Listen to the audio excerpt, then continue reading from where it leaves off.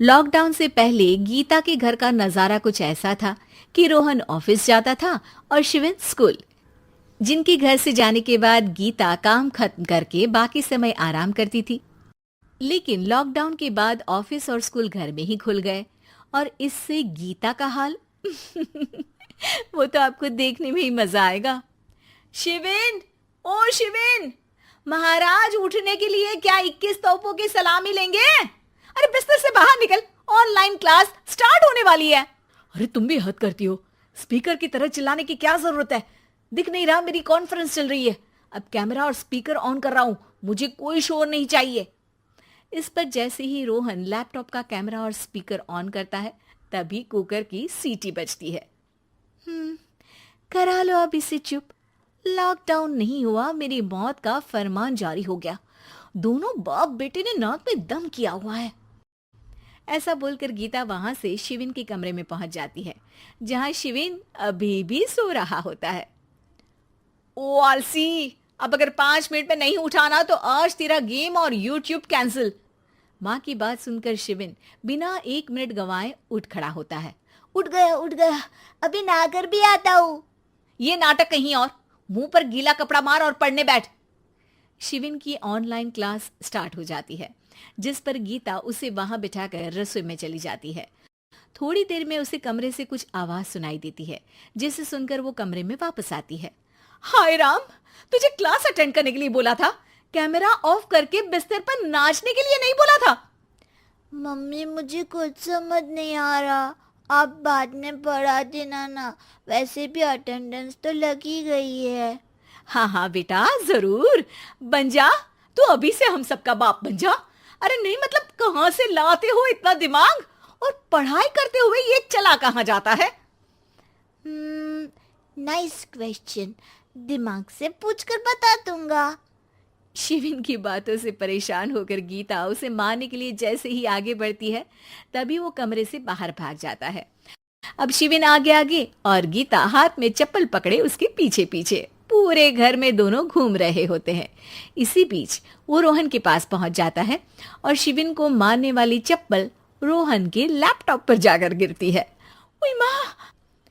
Mummy, अब पापा को चप्पल मार रही हो? वो आज तक के रिपोर्टर, चुपचाप जाकर क्लास अटेंड कर ले, नहीं तो अगली तेरे पीछे लगेगी। इस पर शिविन वहां से चला जाता है, जिसके बाद रोहन गीता से कहता है, इस सर्कस के लिए कुछ बोलना चाहोगी? अरे क्या करूं, जब से तुम दोनों घर में रहने लगे हो घर अपने आप ही सर्कस बन गया है और मैं तुम्हारी नौकर। कभी बेटी को संभालो तो कभी बाप के नखरे उठाओ।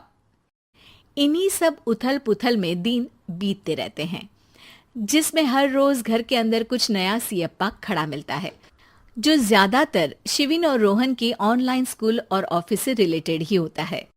एक सुबह, शिविन चल उठ, आज की क्लास जल्दी है। कैमरा ऑफ करके आप अटेंड कर लो। अरे ऐसे छित्तर पड़ेंगे, दादी नानी सब एक साथ याद आ जाएंगी। गीता की लाख मशक्कतों के बाद क्लास तो खत्म हो जाती है, लेकिन उसके बाद शिविन फोन इस्तेमाल करते हुए इंस्टाग्राम रील बनाने लगता है। रसोड़े में कौन था? तुम थी, मैं थी, कौन था? कौन था? हाँ, मैं गरीब हूँ। अरे ओ गरीब के बेटे, आजा, मैं बनाती हूँ तुझे गरीब। मैं बताती हूँ रसोड़े में कौन था। पढ़ाई करने बोलो तो इनकी माँ मर जाती है, और ये पागलपंतियां जितनी मर्जी करा लो। गीता शिविन को डांट रही होती है, तभी रोहन बीच में बोल पड़ता है। अरे बच्चा ही तो है, इतना गुस्सा क्यों कर रही हो? बेटे का साथ देने की इसी एक कोशिश में अब शिविन के साथ साथ रोहन भी गीता के गुस्से की सूली पर चढ़ जाता है। अगर बेटे पर इतना ही प्यार आ रहा है तो इसे क्लास अटेंड क्यों नहीं कराते, इसका होमवर्क क्यों नहीं कराते?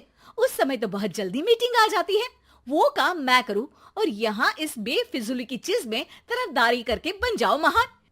हे भगवान, कोई तो इनके ऑफिस और स्कूल खुलवाओ, मैं इन्हें और घर में नहीं सह सकती। अरे कुछ और मांग लेती, क्योंकि तुम्हारी ये विश इस साल तो पूरी होने से रही, कोरोना। हाय नास पिटे ने जिंदगी ही बर्बाद कर दी। खाए कोई पचाए कोई, कल मुझे चुन चुन कर सबको मेरी बद्दुआ लगेगी। उन्होंने दुनिया का और इन बाप बेटे दोनों ने मेरा जीना मुश्किल कर दिया। गीता वहां से चली जाती है, जिसके बाद रोहन शिविन से कहता है, अरे तुम्हारी मम्मी इतनी भड़की हुई क्यों है? आपकी वजह से पूरा समय घर में रहते हो और उस पर कोई काम कराने की जगह बस ऑर्डर देते रहते हो। अच्छा बेटे, सारा इल्जाम मुझ पर? पूरा दिन तो वो तुम पर ही चिल्लाती है। हाँ, मतलब दोनों का 50-50 है, कुछ करना पड़ेगा। वो कहते ना, make the best out of worst. I have an idea. वैसे तुम्हारी माँ सही कहती है, बहुत जुबान चलाने लगे हो, कम बोला करो।